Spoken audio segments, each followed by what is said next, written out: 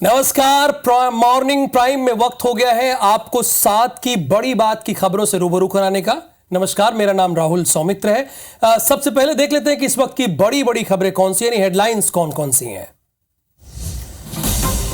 विनेश फोगाट ने कुश्ती से लिया संन्यास। पेरिस ओलंपिक में डिस्क्वालीफाई होने के बाद एक्स पर किया ऐलान, लिखा मां कुश्ती जीत गई और मैं हार गई, इससे ज्यादा ताकत अब नहीं रही।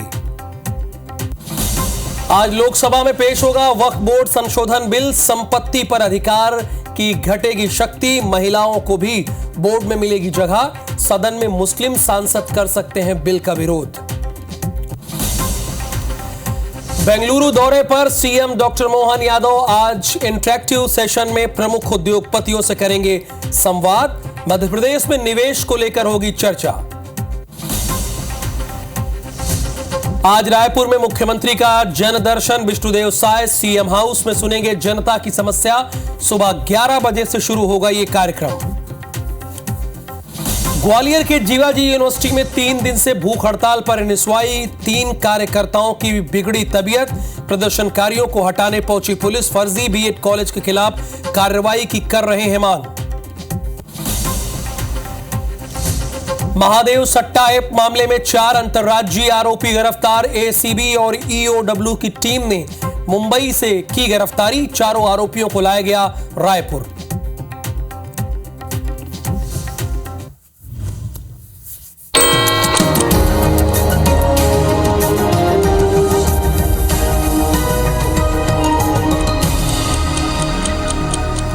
हेडलाइंस के बाद अब नजर डालते हैं सुबह 7 बजे की 7 बड़ी खबरें कौन सी हैं। तो पहली खबर बांग्लादेश से है। अंतरिम सरकार का आज शपथ ग्रहण है। दूसरी बड़ी खबर वक्फ बोर्ड संशोधन बिल लोकसभा में आज पेश होगा। तीसरी बड़ी खबर आज खत्म हो रही है अरविंद केजरीवाल की सीबीआई की न्यायिक हिरासत। चौथी बड़ी खबर पर आ जाते हैं। ओलंपिक से है। वेटलिफ्टिंग में मीराबाई चानू मेडल से चूकी, चौथे स्थान पर रही। पांचवी खबर ओलंपिक से ही है। ब्रॉन्ज के लिए हॉकी में भारत बनाम स्पेन का मुकाबला है। छठी खबर आ गई गोल्ड के लिए भाला फेंकेंगे आज नीरज चोपड़ा। और सातवीं बड़ी खबर ऑस्ट्रेलिया से है। आतंकी खतरे की वजह से टेलर स्विफ्ट के 3 कॉन्सर्ट रद्द हुए हैं। अब डिटेल में खबर। और पहली खबर रेसलर विनेश फोगाट से जुड़ी है। उन्होंने संन्यास का ऐलान कर दिया है। सोशल मीडिया एक्स पर संन्यास का ऐलान किया है। आपको ध्यान होगा कल इसी बुलेटिन में हम ये कह रहे थे कि एक उम्मीद है और आज देखिए उन्होंने संन्यास का ऐलान कर दिया। चूंकि वो डिस्क्वालीफाई हो गई, उन्होंने कमाल का खेल खेला और पूरा देश यानी 140 करोड़ भारतीय आज उनके साथ खड़े हैं। ऐसा लग रहा है कि 140 करोड़ भारतीय 100 ग्राम के बोझ तले दब गए हो। केवल 100 ग्राम के बोझ तले, जो कुछ नहीं होता है। आप देखेंगे 100 ग्राम की बहुत ज्यादा वजन नहीं होता है, लेकिन ऐसा महसूस हो रहा है कल से लेकर आज तक कि 140 करोड़ भारतीय 100 ग्राम के, जो कि बहुत ही हल्का होता है, उसके वजन से दबे हुए हैं। आज देखिए विनेश फोगाट ने संन्यास का ऐलान कर दिया। उन्होंने कहा मां मैं हार गई, कुश्ती जीत गई। यानी वो अपनी मां से बात कर रही हैं। इसमें भी आपका सपना, मेरी हिम्मत सब टूट चुके, इससे ज्यादा ताकत नहीं रही है। विनेश फोगाट ने बहुत ही इमोशनल और भावुक ये लिखा है। अलविदा कुश्ती 2001 से 2024 तक का उनका ये सफर रहा, लेकिन बहुत ही शानदार सफर रहा। आप सभी यानी आप सबकी हमेशा रेडी रहूंगी। माफी भी उन्होंने मांगी है विनेश फोगाट। हालांकि इसमें उनकी क्या गलती है, उन्होंने बहुत ही काबिले तारीफ खेल दिखाया। डिस्क्वालीफाई हो गई। जैसा कि मैंने कहा कि ऐसा महसूस हो रहा है कि 140 करोड़ भारतीय 100 ग्राम वजन के तले दब गए हों। देखिए विनेश फोगाट हम सब के लिए सदैव हीरो रहेंगे, जिस तरह से उन्होंने खेल खेला है। अब आगे बढ़ेंगे। केंद्र सरकार वक्फ एक्ट में बड़े बदलाव के लिए आज लोकसभा में बिल पेश करेगी। एक्ट में 40 संशोधन किया जा सकता है। कैबिनेट बैठक में संशोधन बिल को मंजूरी मिल चुकी है और अब इसे लोकसभा में पेश किया जाएगा। इस बिल के जरिए वक्फ बोर्ड की शक्तियां कम की जा सकती हैं। किसी भी जमीन को अपना बताने और फिर उस दावे को किसी कोर्ट में चुनौती नहीं दे पाने वाला नियम हटाया जा सकता है। इसके अलावा बिल को समावेशी बनाने के लिए महिलाओं को भी वक्फ में रखा जाएगा। और खबर तो यह है कि जितने मुस्लिम सांसद हैं अभी ओवरऑल 2024 में, जो मेरी गणित कहती है उसके अकॉर्डिंग 22 मुस्लिम सांसद हैं, तो वो सारे वॉकआउट कर सकते हैं।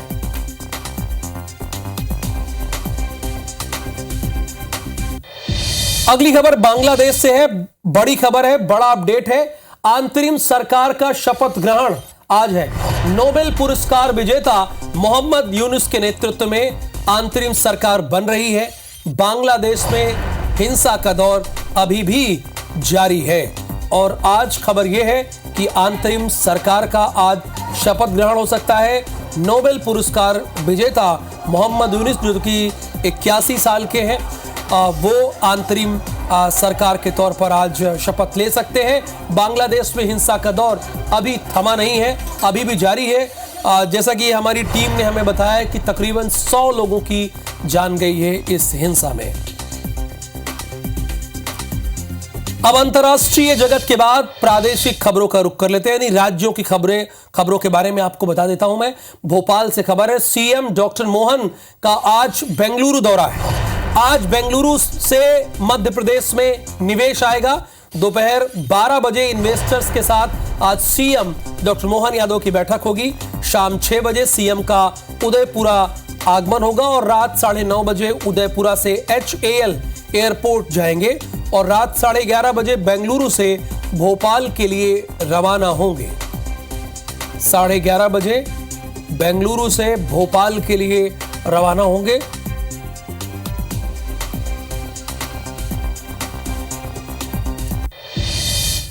मध्य प्रदेश के सीएम डॉक्टर मोहन यादव कर्नाटक दौरे पर हैं। बेंगलुरु में उन्होंने हिंदुस्तान एरोनॉटिक्स लिमिटेड की फैक्ट्री में तेजस फाइटर प्लेन का जायजा लिया।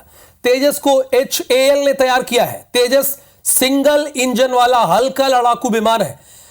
वायुसेना में इसकी 2 स्क्वाड्रन शामिल हो चुकी है। सीएम मोहन ने HAL को मध्य प्रदेश में ब्रांच खोलने का भी न्योता लगे हाथ उन्होंने दे दिया है।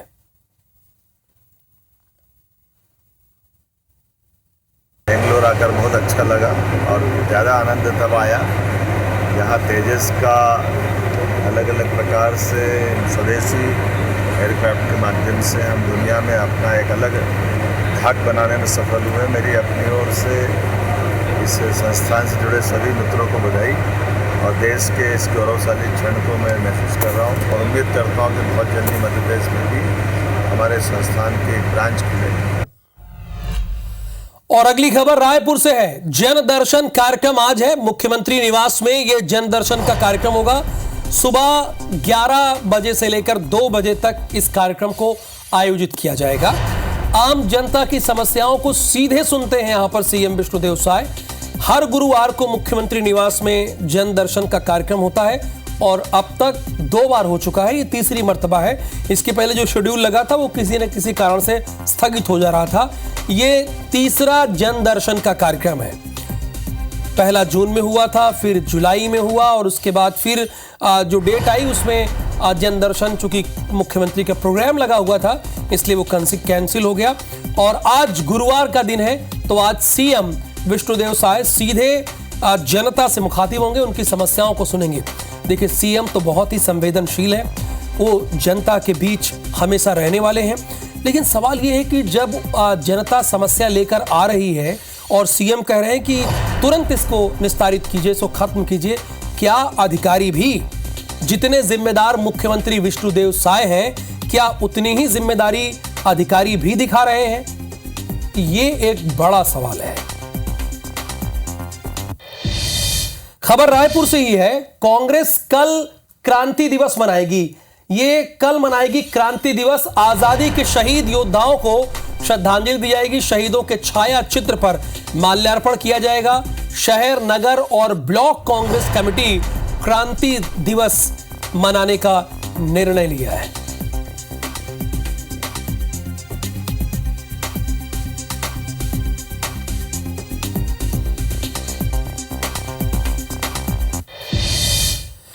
अब महादेव ऐप से जुड़ी हुई एक बड़ी खबर है। रायपुर से खबर यह है कि महादेव ऐप मामले में 4 आरोपियों की, ये अंतरराज्यीय आरोपी हैं जिन्हें गिरफ्तार किया गया है। एसीबी और ईओडब्ल्यू की टीम ने मुंबई से इन्हें गिरफ्तार किया है। मुंबई के होटल से गिरफ्तार करके रायपुर ये सभी लाए गए हैं। 3 आरोपी जबलपुर, 1 आरोपी बिलासपुर का रहने वाला है। साइबर थाना में इनके खिलाफ मामला दर्ज हुआ है। महादेव ऐप से ये जुड़ी हुई खबर है। 4 अंतरराज्यीय आरोपियों को गिरफ्तार किया गया है। इसमें एसीबी और ईओडब्ल्यू की टीम ने मुंबई से इन सभी को गिरफ्तार किया है। मुंबई के होटल से इन्हें गिरफ्तार करके रायपुर लाया जा चुका है। छत्तीसगढ़ आबकारी विभाग की समीक्षा बैठक में कई महत्वपूर्ण मुद्दों पर चर्चा हुई। विभाग की ओर से जानकारी दी गई कि छत्तीसगढ़ स्टेट बेवरेज कॉरपोरेशन शराब कंपनियों से सीधे शराब खरीदेगी। इसके लिए 70 कंपनियों ने रेट ऑफर भी प्रस्तुत किए हैं। इन कंपनियों ने विदेशी शराब के 303 और बियर के 69 ब्रांड के रेट दिए हैं। इसी तरह छत्तीसगढ़ में अब इंटरनेशनल ब्रांड की शराब मिलेगी। जो शराब यूरोप के बड़े देशों में मिलती है, वही ब्रांड की शराब यहां भी आपको मिलेगी। आप सोच रहे होंगे सुबह सुबह ये खबर क्यों, लेकिन खबर है तो आपको बतानी पड़ेगी। जो शराब के शौकीन होंगे उनके लिए तो ये गुड न्यूज है, जो नहीं होंगे आप उसे नजरअंदाज कर सकते हैं। इसी तरह सभी शराब की दुकानों की अगर बात की जाए, टीपी थोड़ा आगे बढ़ाइए, सभी शराब दुकानों में लगाए गए सीसीटीवी कैमरे को आबकारी मुख्यालय में सेंट्रलाइज वीडियो मॉनिटरिंग सिस्टम से जोड़ा जाएगा। साथ ही मोबाइल ऐप के जरिए राज्य के शराब दुकानों में ब्रांड की उपलब्धता की जानकारी भी उपभोक्ता को मिल सकेगी। शराब की गुणवत्ता की जांच के लिए हाइड्रोमीटर और थर्मामीटर की खरीदी प्रक्रिया भी शुरू हो गई है।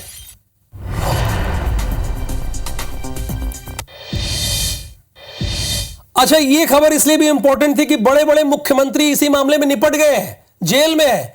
अब ग्वालियर से खबर है, जीवाजी यूनिवर्सिटी में एनएसयूआई की भूख हड़ताल जारी है। 3 दिन से धरने पर बैठे एनएसयूआई के कार्यकर्ताओं को हटाने पहुंचा है भारी पुलिस बल। धरना दे रहे एनएसयूआई कार्यकर्ताओं को हटाने पहुंची है पुलिस। 3 कार्यकर्ताओं की तबीयत खराब हो गई है, बिगड़ गई है, उन्हें हॉस्पिटल में एडमिट करा दिया गया है। 12 से ज्यादा छात्र और छात्रा अभी भी भूख हड़ताल पर हैं।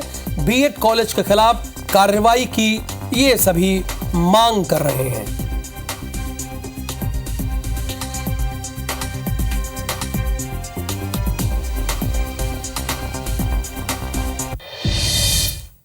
खबर शहडोल से है। पुलिस कर्मियों ने राहगीर से बदसलूकी की है, गाली गलौज करके मारा पीटा है। वीडियो वायरल है। सिविल ड्रेस में पुलिस कर्मियों ने मारपीट की है। वाहन चेकिंग के दौरान पैसे नहीं देने पर मारपीट की है। जैतपुर थाना के झीक बिजुरी चौकी में पदस्थ हैं दोनों। तो सिविल ड्रेस में अगर ये है तो ये तो आम आदमी हुए ना भाई, इनके खिलाफ एफआईआर दर्ज करानी चाहिए। ऐसे बदतमीज पुलिस ऑफिसर्स के खिलाफ, बदतमीज पुलिस वालों के खिलाफ एफआईआर दर्ज करानी चाहिए। ये बताइए, सवाल तो है ना सीधे टीआई से और टीआई से ऊपर के अधिकारियों से, ये कौन है जो सिविल ड्रेस में पैसा वसूली कर रहा है? ये पुलिस की आड़ में गुंडागर्दी कर रहा है। यानी सिविल ड्रेस में है नहीं, अरे पुलिस ड्रेस में है नहीं, वर्दी में है नहीं, सिविल ड्रेस में है, उसके बाद वसूली कर रहा है। इसको तो पकड़ के थाने में 10 दिन बंद करके रखना चाहिए।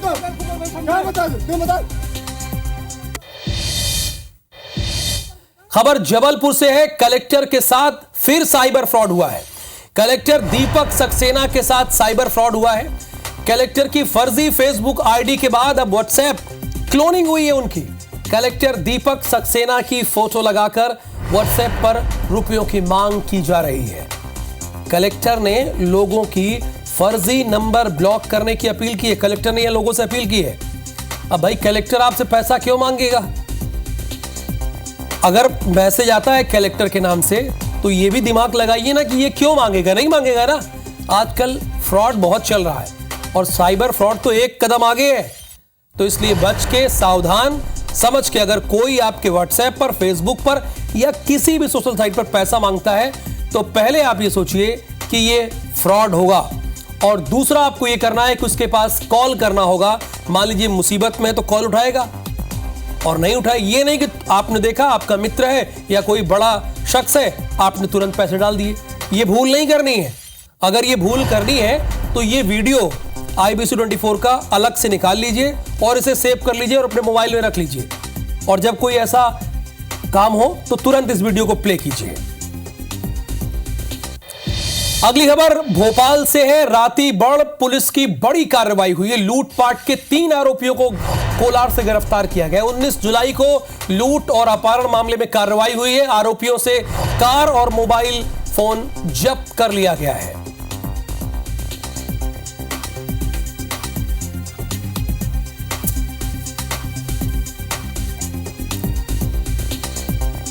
ग्वालियर से खबर है। अनीता गुप्ता हत्याकांड में एक्शन जारी है। पुलिस ने तीसरे आरोपी का शॉट एनकाउंटर किया है, यानी पैर में गोली मारी है। बदमाश के पैर में गोली लगी है, हॉस्पिटल में एडमिट करा दिया गया है। 29 जुलाई को लूट और हत्या हुई थी। क्राइम ब्रांच और माधोगंज थाना पुलिस की यह कार्रवाई है। महेंद्र कुशवाहा इस खबर की पूरी डिटेल लेकर हमारे सामने उपस्थित हैं फोन लाइन पे। वो आगे की जानकारी आपको देंगे। महेंद्र, बताइए।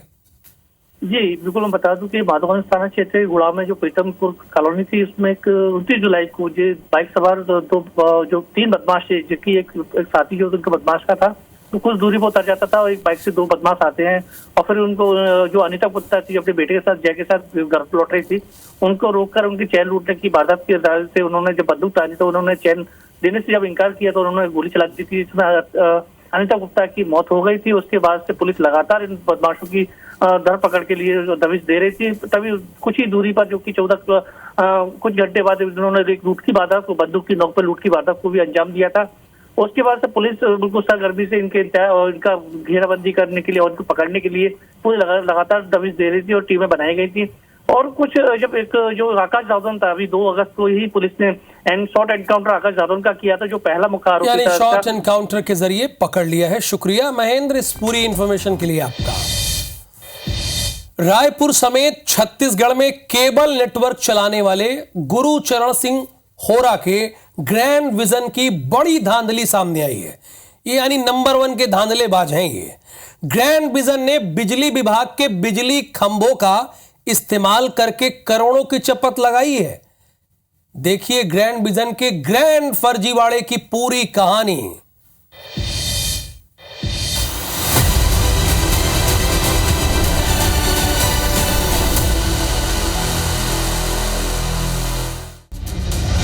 सरकार को ग्रैंड चपत, मुफ्त के खंभों से लगाई करोड़ों की चपत, बेजा इस्तेमाल से करोड़ों कमाकर हुआ रिचार्ज, सरकारी खजाने को करता रहा डिस्चार्ज। राजधानी रायपुर में केबल नेटवर्क चलाने वाले सबसे बड़े ऑपरेटर ग्रैंड विजन की बहुत बड़ी धांधली सामने आई है। ग्रैंड विजन ने तमाम नियमों को ताक पर रखकर सरकारी खजाने को जबरदस्त चपत लगाई। दरअसल केबल नेटवर्क चलाने के लिए ग्रैंड विजन 12-13 सालों से बिजली विभाग के विद्युत खंभों का इस्तेमाल कर रहा है, लेकिन इसके लिए विद्युत विभाग को 1 पैसा भुगतान नहीं किया। पैसा देना तो दूर, ग्रैंड विजन ने विद्युत पोल के इस्तेमाल के लिए CSEB के सर्कल कार्यालय में आवेदन करना भी जरूरी नहीं समझा और ना ही बिजली विभाग से कोई एग्रीमेंट किया, जबकि ऐसा करना अनिवार्य था।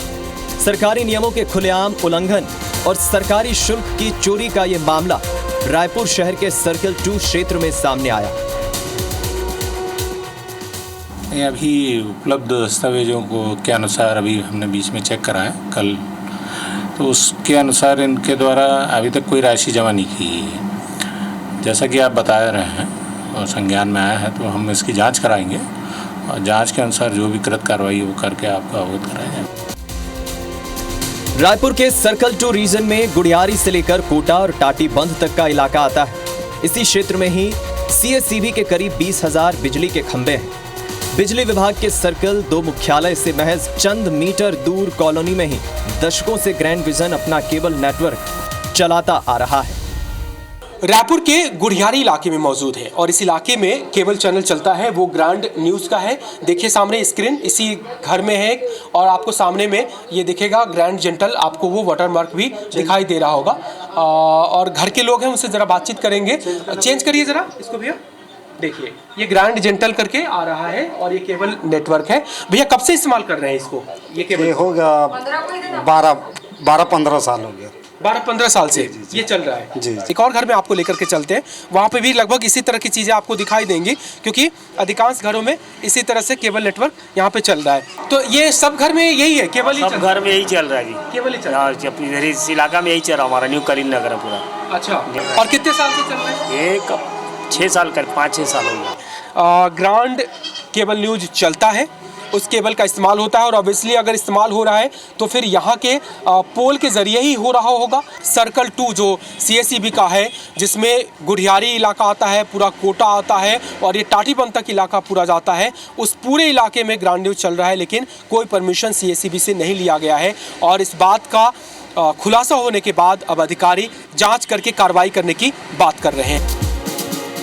नियम के मुताबिक साल 2012 से 2021 तक ग्रैंड विजन पर प्रति पोल 400 रुपये सालाना शुल्क और 2022 से अब तक प्रति पोल 100 रुपये का शुल्क देना होगा। इस पर GST चार्ज और सालाना जुर्माना की राशि जोड़ लें तो ये राशि 7 से 8 करोड़ के बीच जाती है। सालों से केबल नेटवर्क के जाल से करोड़ों रुपए की खैरात ले रहे ग्रैंड विजन नेटवर्क के इस ग्रैंड फर्जीवाड़े पर अब विभाग शिकंजा कसने जा रहा है। राजेश राज, IBC 24, रायपुर। साथ की बड़ी बात के बाद आगे देखिए हमर बानी हमर गोट।